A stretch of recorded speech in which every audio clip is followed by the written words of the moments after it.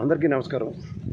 నిన్న జగన్మోహన్ రెడ్డి గారి మీద జరిగిన దాడి అనంతరం కొంతమంది ప్రవర్తన కానీ లేదా వాళ్ళ ప్రతిస్పందన కానీ మానవత్వం అన్నది ఉందా అన్నది ఫస్ట్. మనం ఎవరికైనా చూడండి, చిన్నప్పుడు పిల్లలకి దెబ్బలు తగిలినా అమ్మో లేదా అయ్యో లేదా అమ్మ అనడం సర్వసాధారణం. అలా ఎవరికైనా దెబ్బ తగిలిందా, అయ్యో దెబ్బ తగిలిందా అని మనం వాళ్ళ మీద కొంత సింపతి వ్యక్తపరుస్తాం. కానీ ఇది చాలా హాస్యాస్పదంగా కొంతమంది the way they are reacting. వీటన్నిటికీ పొత్తులో ఉన్నవాళ్ళు ఎన్డీఏ కూటమని కబుర్లు చెప్తున్నారు, కానీ ఎన్డీఏ ధర్మాన్ని వీళ్ళు విస్మరించారేమో నాకు తెలియదు. కానీ నరేంద్ర మోడీ గారు మాత్రం నిన్న బ్రహ్మాండమైన ట్వీట్ పెట్టారు, showing concern towards Jaganmohan Reddy. That itself is an answer. దాని ప్రభావంతో ఇవాళ న్యూస్ పేపర్లలో ఏ విధమైన వార్తలు ప్రచురితమయ్యే ఒకసారి గమనించండి. మీరు ఇంకొక విషయం గమనించండి, గతంలో పట్టాభి మీద దాడి జరిగినప్పుడు పతాక శీర్షికన ఒక ముఖ్యమంత్రి గారి మీద దాడి జరిగితే దానికి ఇచ్చిన ఇంపార్టెన్స్ ఒక పచ్చల పేపర్లో. సో ఇవన్నీ మీరు గమనిస్తే వాస్తవానికి ఒక కాన్స్పిరసీని డ్రైవ్ చేయడంలోనూ అడ్రస్ చేయడంలోనూ వాళ్ళు ఎంత ప్రిపరేషన్తో ఉన్నారో ఒకసారి గమనించండి. ఇవాళ అంత జన సమూహం ముందు ఒకడు సాహసించడం, ఆయనకి గాయపరచడం అంటేనే చిన్న విషయం కాదు. ఆయన ఒకరికే కదా, అక్కడ ఉన్న వెల్లంపల్లి శ్రీనివాస్ గారికి కూడా దెబ్బ తగలడం అన్నది గమనించగలిగితే ఇది ఒక కుట్రపూరితమైన, దీనికి వెనకాల ఒక బ్యాక్గ్రౌండ్ బిహైండ్ ఒక నెరేషను అన్నది క్లియర్గా కనబడుతుంది. అది ఎట్టించి డ్రైవ్ అవుతుందో ఎలక్షన్ కమిషన్ దానికి వాళ్ళు ప్రతిస్పందించిన విధానం కనుక చూసుకోగలిగితే వాస్తవానికి దీంట్లో నిజాలు ఇంకా బయటికి తేవాల్సి ఉంది. సంబంధిత అధికారులు దాని మీద వర్కౌట్ చేస్తున్నారు, వాస్తవాలు ప్రజలకి తెలియపరచబడతాయి. కానీ మీరు ఒకటి గమనించండి, దీంట్లో ఒక ముఖ్యమంత్రి స్థాయి కలిగిన వ్యక్తికి ఈ విధమైన సెక్యూరిటీ మనం ఇస్తున్నామంటే మొన్న ఏ ప్రాతిపదిక మీద Z+ కేటగిరీ ఈ లోకేష్ లాంటివాడికి ఇచ్చేసారు ఏమీ కాకుండా అసలు ఏముంది ఆయనకి? ఇవాళ భద్రత లోపమా, అయితే ఆయన చుట్టూ ఉన్న వలయం కింద ఏర్పడవలసిన బాధ్యత కలిగిన వ్యవస్థ కూడా ఒక దుర్భేద్యం కానీ ముఖ్యమంత్రి గారి సెక్యూరిటీని కూడా ఛేదించబడుతున్నాయి అన్నప్పుడు ఈ చంద్రబాబు నాయుడు గారు ఇజో నువ్వు అంటే ఒక అట్ల పెట్టుకుని రెడీగా అడ్డుకుంటూ ఉంటారు ఆ Z+ కేటగిరీలో. అలాంటివి జగన్మోహన్ రెడ్డి గారికి కూడా అవసరమా అన్నది కొట్టొచ్చినట్టు కనబడుతుంది. ఎందుకంటే ప్రజాస్వామ్యంలో ఈరోజు దాకా ఆయన జనాల్లోకి రావట్లేదు, జనజీవనంలో లేరు, ఎంతసేపు తాడేపల్లి భవనంకే పరిమితం అవుతారని అపహాస్యం చేసిన వాళ్ళకి ఇవాళ జనాల్లోకి వస్తే ఆయనకు వచ్చే ప్రతిస్పందని ఒక లా అండ్ ఆర్డర్కి కంట్రోల్ చేయలేనంత నిస్సహాయ స్థితి పోలీస్ వ్యవస్థ ఉంది అన్నది కొట్టొస్తే కనబడుతుంటే కూడా ఇలాంటి వ్యక్తి నిరంతరం ప్రజల్లో ఉంటే ఏమై ఉందనో ఒకసారి ఆలోచించుకోండి. సో వీటన్నిటికీ సమాధానం అన్నది ఎంత ముఖ్యమో సమాధానంతో పాటు మీ బాధ్యత అన్నది చాలా ఇంపార్టెంట్. నేను ఇవాళ అపోజిషన్ పార్టీస్ యొక్క వైఖరి చూస్తే చాలా హాస్యాస్పదంగాను బాధాకరంగాను ఉంది. ఎందుకంటే ఆ విధమైన ట్వీట్లు కానీ రాయి ఎక్కడి నుంచి వచ్చిందా, రాయి విసిరినవాడిని అడుగు ఎక్కడి నుంచి వచ్చిందో చెప్తాడు, లేదా రాయి విసరడానికి పంపించినవాడిని అడుగు వాడు సమాధానం చెప్తాడు. ఎంత బాధ్యతారాహిత్యంగా, ఎంత నిర్లజ్జగా ఒక ప్రజాస్వామ్యంలో మనం ఉంటూ సాటి మనిషికి కూడా కన్సర్న్ చూపించిన వాళ్ళు ఒక 5 కోట్ల ప్రజలకి ఏ విధమైన కన్సర్న్ చూపిస్తారన్నది ఒక పెద్ద ప్రశ్నగా మిగలబోతుంది. ఎందుకంటే బాధ్యత కలిగి బాధ్యతారాహిత్యంగా వ్యవహరించే ఈ ప్రజాస్వామ్యంలో ఉన్న పార్టీలకి ప్రజల యొక్క రేపొద్దున ప్రజలకే ఇలాంటి దెబ్బలు తగలొచ్చు, రాళ్ళ దాడులు జరగవచ్చు, ఎవరో ఒకరిని వాళ్ళు కొట్టుకోవచ్చు. సంఘీభావాలు ప్రకటించరా? ఒకళ్ళ పక్కే బాధ్యతలు తీసుకుని ఇంకొక పక్క బాధ్యతలను విస్మరిస్తారా? సమన్యాయం అన్న పదానికి అర్థం పరమార్థం ఏమైనా తెలుసా మీకు? సమన్యాయం పాటించవలసిన మీరు కూడా న్యాయాన్ని అన్వేషించి సంబంధిత వ్యక్తులు వాళ్ళని ఐడెంటిఫై చేసి బయట పెడతారన్న దాని మీద ఏ విధమైన కన్సర్న్ మీకు కనబడకుండా ఎంత దీనిగా మాట్లాడతారని నేనైతే ఊహించలేదు. ఇది ప్రజాస్వామ్యం, ప్రజల నిర్ణయానికే ఇలాంటివి కొన్ని వదిలేయాలి. ఇకమైతేనా జగన్మోహన్ రెడ్డి గారు ఆరోగ్యాలతో బయటకు వచ్చి ప్రజా జీవనంలో ప్రజల శ్రేణుల్ని సమాయత్తం చేయడానికి, ఆయన రాజకీయ ప్రస్థానాల్లో మళ్ళీ అధికారం రావడానికి, ఆయన ముందుకెళ్ళడానికి ప్రజాస్వామ్యంలో ప్రజలు సహకరించాలి. అంతేకాని ఏ విధమైన రాళ్లదాళ్ళు, ఆయన మీద రాక్షస పాలన అన్నదానికి రాక్షసుల్లో ఎవరు ప్రవర్తిస్తున్నారో ఒకసారి గమనించుకోమనండి. మనం ప్రజల ఇతిబాదులు తీర్చడానికి ఉన్న ముఖ్యమంత్రిగా ఆయన చూడండి. ఆయన ఒకవేళ చేయగలిగితే చేయించుకోండి, చేయలేకపోతే 2024లో మీరు సమాధానం ఇచ్చే నేపథ్యం మీ దగ్గర ఉంటుంది.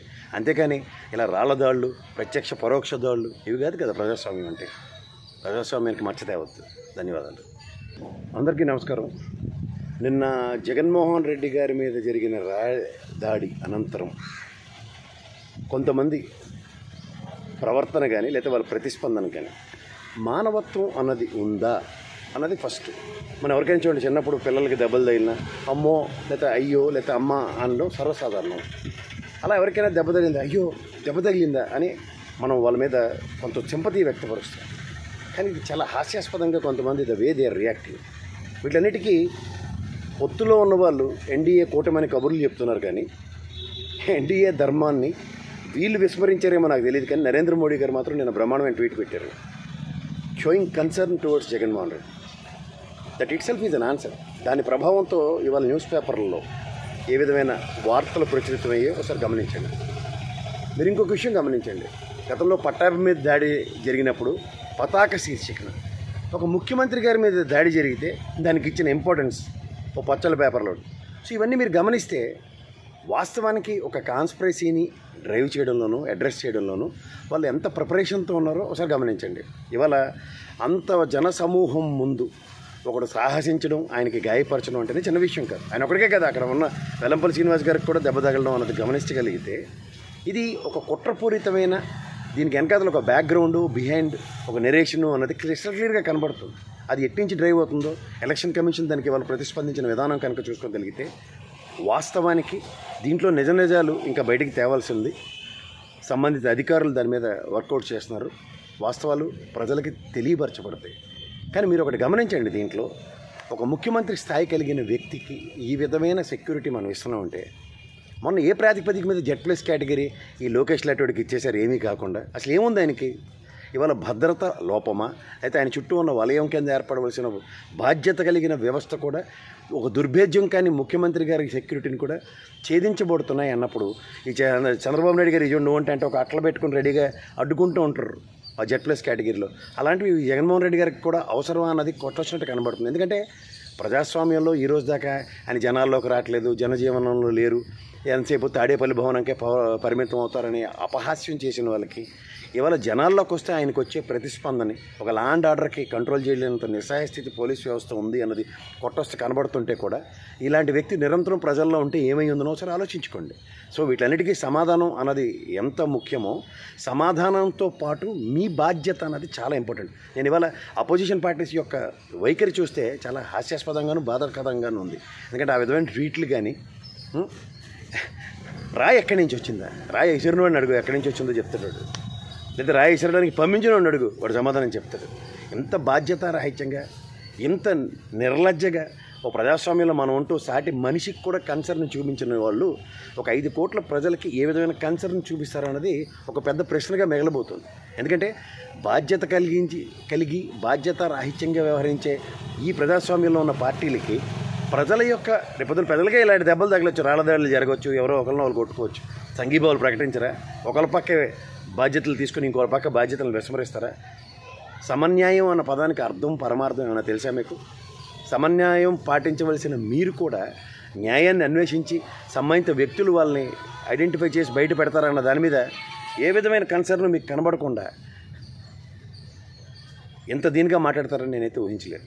ఇది ప్రజాస్వామ్యం, ప్రజల నిర్ణయానికే ఇలాంటివి కొన్ని వదిలేయాలి.